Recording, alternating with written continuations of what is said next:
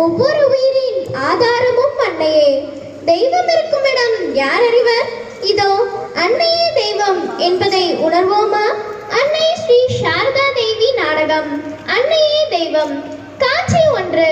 உலகாளும் அன்னையை துதிப்பதில் ஆரம்பமாகும். சராசரி குடும்பத்தின் இயல்பான காலை நேரமும் இனிவரும் நிகழ்வையும் காண்போமா? காட்சி 1. பங்கு பெறுவோர் அம்மா பத்மா, அப்பா பத்மநாதன், மகள் மீனா, மகன் வினோத்.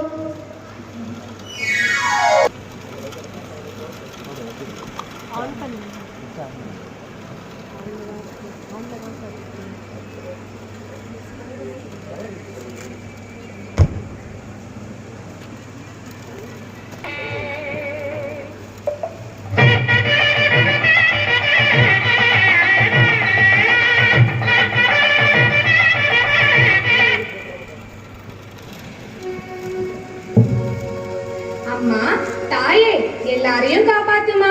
எந்த குறையும் இல்லாம எல்லாரும் சந்தோஷமா வாழணும். எங்களுக்கும் நல்ல வழி காட்டுமா. அம்மா தாயே, நீதாம்மா எங்களுக்கு தானே. பாப்பா நல்லா சாமி கும்பிட்டுக்கம்மா. நல்லா படிச்சு பெரிய ஆளா வரணும்னு வேண்டிக்கம்மா. சரிங்க அம்மா. பத்மா, நம்ம பையன் எங்க? இன்னும் அவன் எந்திரிக்கலையா? நான் போய் எழுப்பி விடுறேங்க. நீங்க கோபப்படாம வேலைக்கு கிளம்புங்க. நான் போய் எல்லாத்தையும் எடுத்து வைக்கிறேன். அப்பா, நான் போய் அண்ணனை எழுப்புறேன்ப்பா. மணி 8க்கு மேல ஆகுது, இன்னும் அவன் எந்திரிக்கல. என்னத்த சாதிக்க போறான்னு தெரியல. நீ போய் அவனை எழுப்பு பாப்பா. சரிங்க அப்பா. எந்திரினா அப்பா அடிச்சிட போறாரு. எப்ப எந்திரிக்கணும் எப்ப கிளம்பணும்னு எனக்கு தெரியாதா? தினமும் உங்களோட பெரிய தொல்லையா இருக்கே. டேய், மணி என்னன்னு பாருடா. பெரியவங்க சொல்லியிருக்காங்க, 3 மணிக்கு எந்திரிக்கிறவன் முனிவன், 4 மணிக்கு எந்திரிக்கிறவன் ஞானி, 5 மணிக்கு எந்திரிக்கிறவன் அறிஞன், 6 மணிக்கு எந்திரிக்கிறவன் மனிதன், 8 மணிக்கு எந்திரிக்கிறவன் எருமைன்னு. நீ எருமை கூட இல்லடா. மணி 9 ஆகுது. உன்னை எதுல சேர்க்கிறதுனே தெரியல.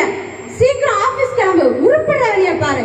அம்மா, அவர் அதிகம் பேச வேணாம்னு சொல்லுங்கம்மா. போடா போ. வீணா விவாதம் பண்ணிட்டு இருக்காத. போய் முதல்ல குளி. ஆபீஸ்க்கு நேரம் ஆகுது.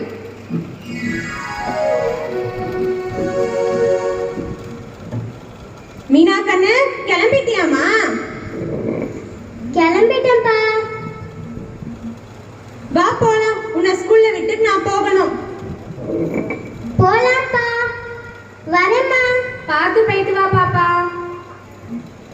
நான் வினோத் மற்றும் நண்பர்களின் போக்கினை காண்போமா? காட்சி 2.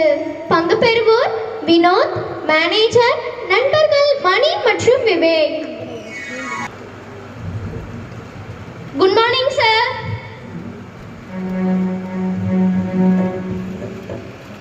யாருப்பா அந்த விஐபி? ஓ, வினோதா? ஏன்பா எத்தனை தடவை உங்களுக்கு வார்ன் பண்றது ஆபீஸ்க்கு லேட்டா வராதீங்கன்னு?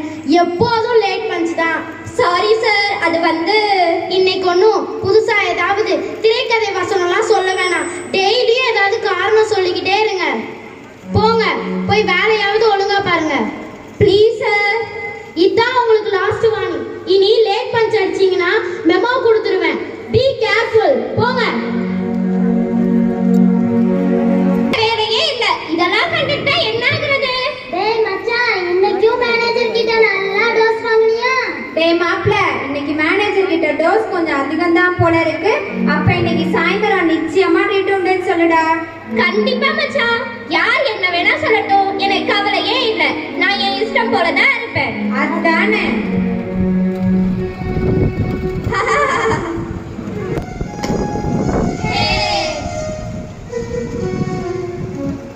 செம்ம என்ஜாய்டா மச்சான். ஆமாடா மச்சான். சரி வாங்க, நேராச்சு வீட்டுக்கு போலாம். சரிடா. காட்சி 3.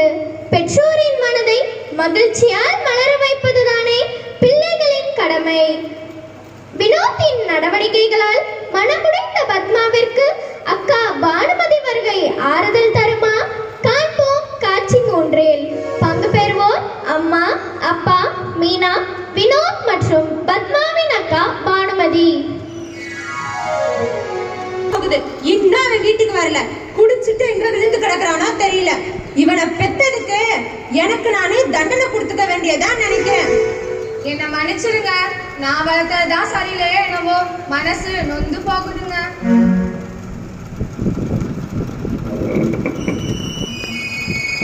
அம்மா, அப்பா, கவலைப்படாதீங்க, அண்ணன் சீக்கிரமே திருந்திடுவான். இந்த சின்ன பிள்ளைக்கு இருக்க புத்தி கூட அவனுக்கு இல்ல. அவன் தான் கதவு தட்டுறாங்க, நான் போய் கதவு திறக்கிறேன். அம்மா, நீங்க இருங்கம்மா, நான் போய் கதவு திறக்கிறேன்.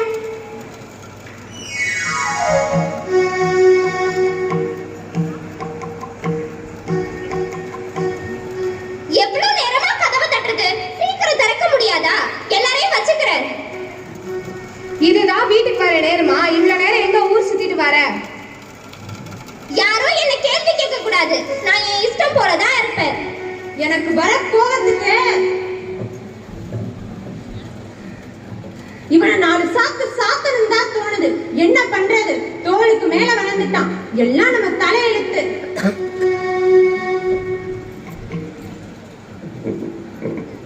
அம்மா, அப்பா, நீங்க போய் பண்ணுங்க, அண்ணன்ட்ட நான் பேசிட்டு வரேன். அண்ணா, போய் பேசாம பாடுங்க. மீனா, நீ ஓவரா பேசாத, ஜாக்கிரதை சொல்லிட்டேன். போல் சென்றதும் பத்மாவின் அக்கா பானுமதி வருகை.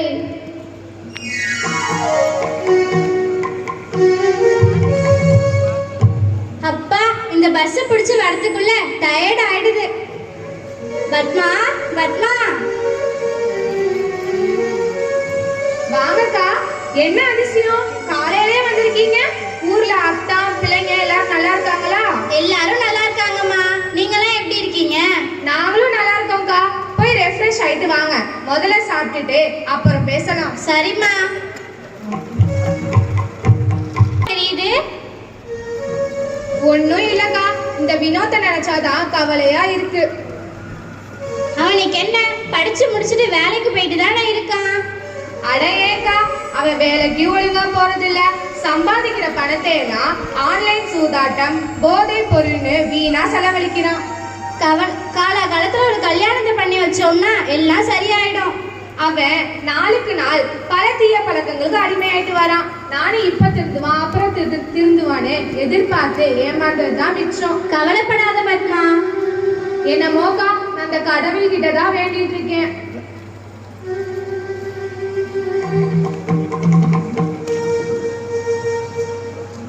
ஐ, பெரியம்மா, எப்ப வந்தீங்க?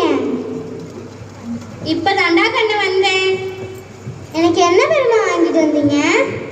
என் செல்லம், இந்தாடா கண்ணு, நிறைய தீனி வாங்கிட்டு வந்திருக்கேன், போய் சாப்பிடு. ஐ, ஜாலி.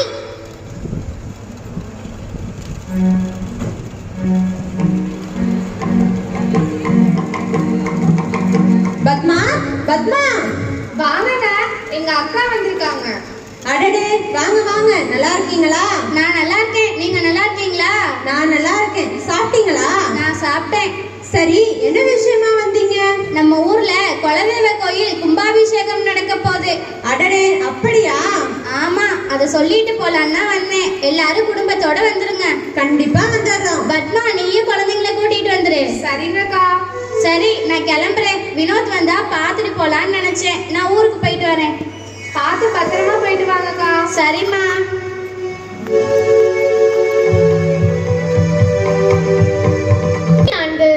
திருந்தாத குணமும் வருந்தாத மனமும் பொருந்தாத வாழ்வும் மாற்றம் பெறும் நாள் வருமா? காண்போம் காட்சி 4. காட்சி 4.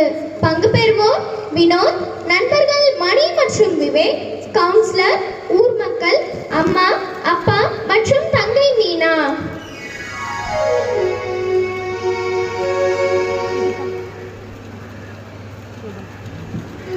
டேய் விவேக், மணி, எங்கடா இருக்கீங்க? ஹாய்டா. வாங்கடா, நம்ம இன்னைக்கு ஆபீஸ்க்குலாம் போக வேணாம். படத்துக்கு போயிட்டு பார்ட்டி பண்ணிட்டு என்ஜாய் பண்ணலாம். சூப்பர்டா. Let's enjoy.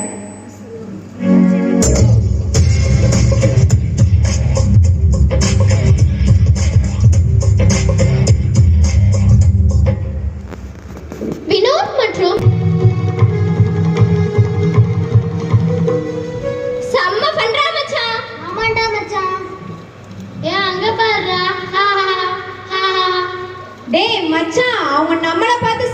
தானடா.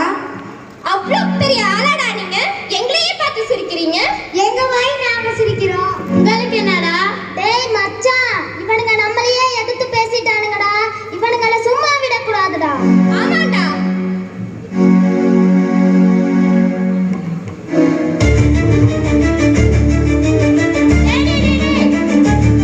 என்னடா பிரச்சனை? எதுக்குடா எல்லாம் சண்டை போட்டுட்டு இருக்கீங்க? டேய் எல்லாம் ஓடுங்கடா. கவுன்சிலரையா, இவன் நம்ம பத்மநாதன் சாரோட பையன் தானே? ஆமா ஆமா, அவன்தான். சரி வாங்க, நம்ம அவன் அம்மா அப்பா கிட்ட போய் சொல்லலாம். சரி வாங்க. கவுன்சிலர் ஐயாவா? வாங்க வாங்க. என்ன எல்லாரும் வந்திருக்கீங்க? என்ன பிரச்சனை? பிரச்சனை நாங்க பண்ணலைங்க சார். உங்க பையனா போற வரவங்க கிட்ட எல்லாம் பிரச்சனை பண்ணிக்கிட்டு இருக்கான். அவனை ஒழுங்கா கண்டிச்சு வைங்க. இதோட பல முறை சொல்லியாச்சு. மன்னிச்சிடுங்க. இனிமே எதுவும் பிரச்சனை இருக்காம நான் பாத்துக்கிறேன். சரிங்க சார், நாங்க வரோம். சரி வாங்க. பாத்தியா பத்மா, இவனால நம்ம இன்னும் எவ்வளவு அவமானப்பட போறோமோ தெரியல. கோவப்படாதீங்க, ஏதாச்சும் ஒண்ணு பண்ணுவோம். பேசாம இவனை எங்க அக்கா வீட்டுக்கு கொஞ்ச நாள் அனுப்பி வைப்போம். சரி, என்னமோ பண்ணு. காட்சி 5.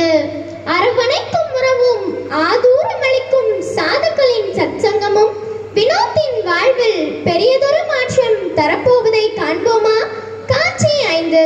பங்கு பெறுவோர் வினோத், பெரியம்மா, சுவாமிஜி, சீடர்கள் மற்றும் ஊர் மக்கள்.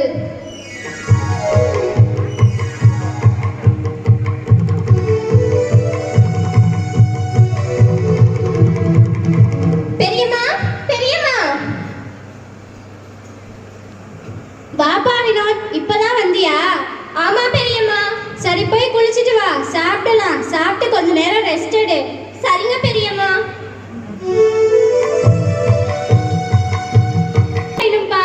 சொல்லுங்க பெரியம்மா. இன்னைக்கு சாரதா சமிதியில் சத்சங்கம் இருக்கு, என்ன கொஞ்சம் கூட்டிட்டு போயிட்டு வந்துருப்பா. சரிங்க பெரியம்மா. கிளம்பிட்டீங்கல்ல, வாங்க போகலாம். சரிப்பா.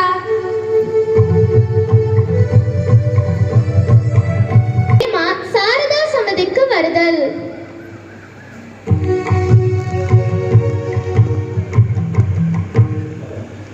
பெரியம்மா, இதுதான் சாரதா சமிதியா? ஆமாப்பா. ஆமா பெரியம்மா, இங்க என்ன நடக்கும்? இப்ப பூஜை முடிஞ்சதோ சுவாமிஜி வந்து அருளுரை தருவாங்கப்பா. அப்படியா? எவ்வளவு நேரம் ஆகும்னு சொல்லுங்க, நான் வெளியே போயிட்டு வந்துடுறேன். இல்ல வினோத், நீ கொஞ்ச நேரம் வெயிட் பண்ணு. சுவாமிஜி பேசுறது இன்னைக்கு கேட்டு பாரு, அப்புறம் போலாம். சரிங்க பெரியம்மா. சுவாமிஜி. என் அன்பிற்குரியோரே, இன்று அன்னை ஸ்ரீ சாரதா தேவியாரை பற்றி கூறுகிறேன். உலகின் அன்னை ஸ்ரீ சாரதா தேவியாரை காண்போர் முதலில் என்ன நினைப்பார்கள் என்றால், அவர் என் அன்னை. இப்பிறப்பில் மட்டுமல்ல, இனி வரும் பிறப்பனைத்தும் அவர்தான் என் அன்னை என்று எண்ணுவர். நல்லாரும் பொல்லாரும் என் பிள்ளை என்றவர் நம் அன்னை சாரதா தேவியார். துன்பம் உன்னை சூழும் போதெல்லாம் எனக்கு ஓர் அம்மா இருக்கிறார் என எண்ணிக்கொள் என்றவர் நம் அன்னை. புரிந்ததாய் குழந்தைகளே? புரிந்தது சுவாமி. சுவாமி, எனக்கு ஒரு சந்தேகம் உள்ளது, கேளப்பா. சுவாமி, தீய வழியில் நடப்பவனானாலும் அன்னையின் அருள் கிடைக்குமா? தீய வழியில் நடப்பவனானாலும் அவனையும் தன் தாய்மையால் ஆட்கொண்டவர் நம் அன்னை. அதற்கு சாட்சியாக பத்மவினோ என்ற ஒருவனின் கதை உள்ளது. இது அன்னை ஸ்ரீ சாரதா தேவியாரின் வாழ்வில் நடந்த ஒரு உண்மை நிகழ்வு. ஆஹா, அப்படியா? ஆம், கேட்க ஆவலாக இருக்கிறோம் சுவாமிஜி. சொல்கிறேன், கேளுங்கள். அவனது இயற்பெயர் வினோத் விகாரி சோம். திறமைசாலி, ஆனாலும் மதுப்பழக்கத்திற்கு அடிமையானவன். அவனது கதையை அறிந்த அன்னையார் அம்மா என அழைத்தால் நள்ளிரவானாலும் எழுந்து ஆசீர்வதிப்பான். நலிவடைந்தோர் குரலுக்கும் நலம் சேர்ப்பவர் அல்லவா நம் அன்னை. தீய பழக்கங்களில் மூழ்கியவனையும் மீட்டெடுக்க வல்ல தூய நேசம் அவருடையது. காண்போமா? காட்சி 6. பங்கு பெறுவோர் அன்னை ஸ்ரீ சாரதா தேவியார், சீடர்கள் மற்றும் பத்ம வினோத். இடம் உத்போதனில் அன்னை தங்கியிருந்த போது.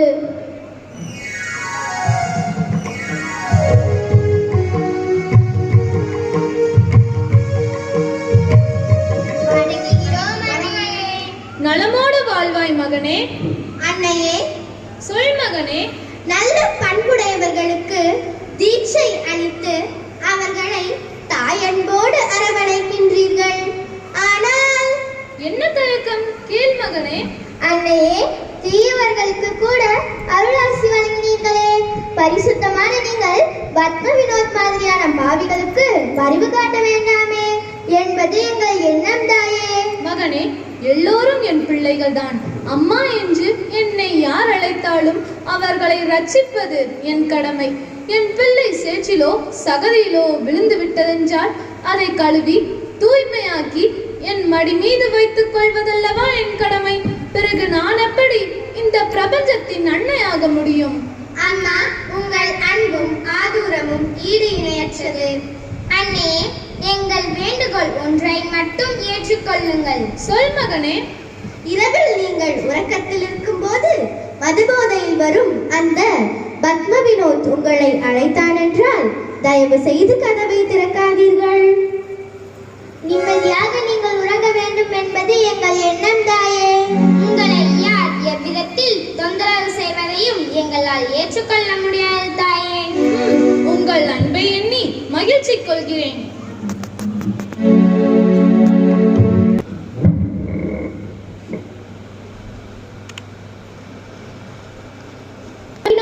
அன்னையின் தரிசனம் வேண்டி பாட்டு பாடுதல்.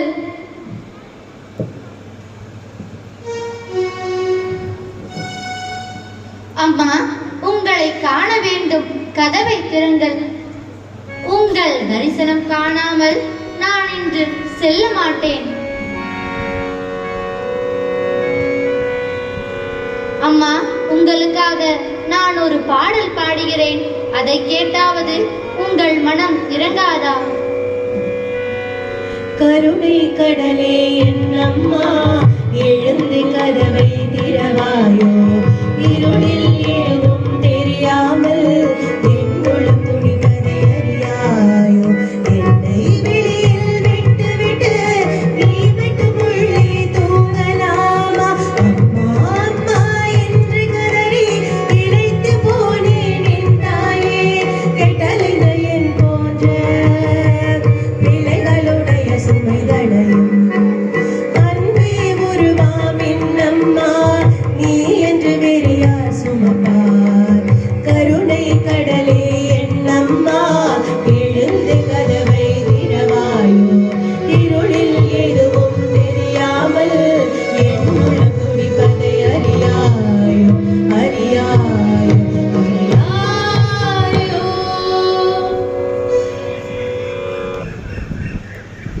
ஆஹா, அன்னையை கண்டுவிட்டேன், என் அன்னையை கண்டுவிட்டேன். என் தாயே, இழந்து விட்டாயா? இந்த பிள்ளையின் குரலும் உனக்கு கேட்டு விட்டதா? இதோ என் நமஸ்காரத்தை ஏற்றுக்கொள்ளுங்கள் தாயே.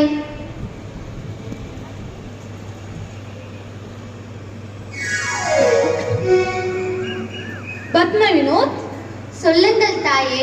உன் தீய பழக்கத்தை விட்டால் என்ன? உன் மனதில் தெய்வம் மிருகம் இரண்டும் இருக்கிறது. முழுமையாக உன் உள்ளத்தை தெய்வீகமாக்கு. தாயே, உங்கள் கருணை ததும்பும் கண்களையும் அன்பே உருவான திருமுக தரிசனத்தையும் அளவில்லா அருளை வழங்கும் உங்கள் ஆசீர்வாதத்தையும் பெறும்போதெல்லாம் நான் திருந்தி வாழ வேண்டும் என்று நினைக்கிறேன்.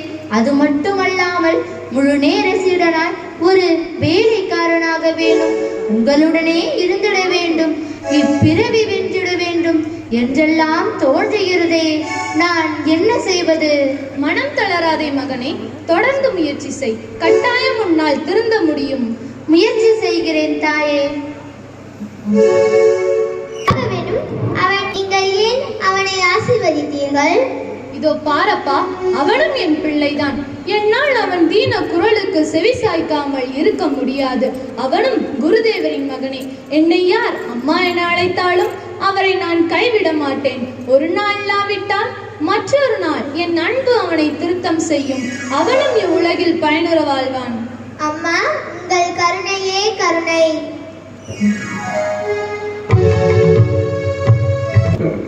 அன்பானவர்களே, தீய வழியில் சென்ற பத்ம வினோத் அன்னையின் அருட்கருணையினால் மனம் திருந்த முயன்ற நிகழ்வை கேட்டீர்களா? கேட்டோம் சுவாமிஜி.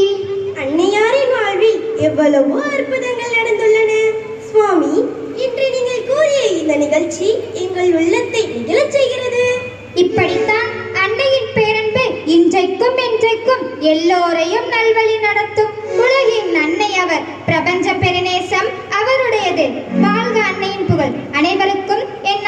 ஆசீர்வாதங்கள்.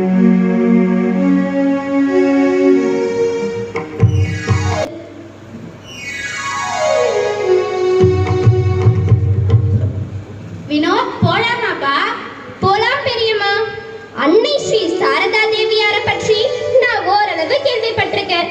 இன்னைக்கு சுவாமிஜி கூறிய அருளுரை கேட்டதுக்கு அப்புறம் அவரது பாரபட்சமற்ற தாயன்பு தீய ஒழுக்கம் உடையவனையும் திருத்த வர்றதுங்கிறத இன்னைக்கு தான் உணர்ந்துகிட்டேன். இவங்களை போலதானே ஏன் அம்மாவும் என்னால மனவேதனைப்படுறாங்க. அவங்களுக்கு நான் எவ்வளவு கஷ்டம் கொடுத்தாலும் எனக்கான பணிவிடைகளையோ அன்பையோ குறைச்சிக்கிட்டதே இல்ல. நான் இனிமே திருந்தி வாழ போறேன். இந்த நிகழ்ச்சிக்கு அழைச்சிட்டு வந்ததுக்கு நன்றிங்க பெரியம்மா. நான் இப்ப எங்க அம்மாவை பார்க்கணும். நான் இன்னைக்கு ஊருக்கு கிளம்புறேன் பெரியம்மா. ரொம்ப சந்தோஷம்ப்பா. நாம இருவருமே போலாம். கிளம்பு. சரிங்க பெரியம்மா.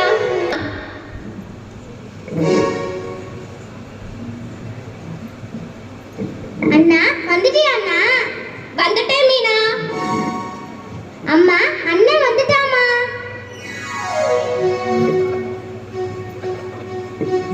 வினோத் கண்ணா வாப்பா. அம்மா நான் இப்ப புது வினோதா வந்திருக்கேம்மா. எல்லா தீய பழக்கத்தையும் விட்டுட்டு ஒரு புள்ள பிள்ளையா நடந்துக்க போறேம்மா.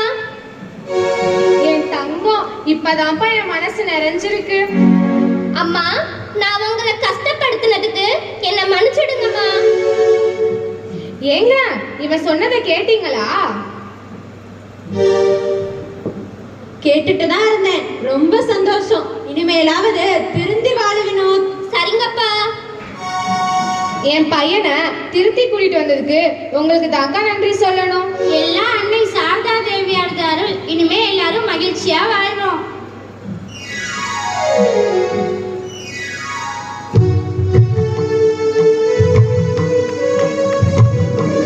அன்புடையவர்களே, இன்று கலாச்சார மாறுபாட்டால் பல தீய பழக்கங்கள் சமூகத்தில் நிகழ்கின்றன. கைபேசி பயன்பாடு சுய சிந்தனையை கேள்விக்குறியாக்குகிறது. எல்லாவற்றிலிருந்தும் விடுபட்டு சிறப்புற்று வாழ சான்றோர்கள் நிறைந்த சத்சங்கங்களுக்கு செல்லுங்கள். தூய வாழ்வு வாழுங்கள்.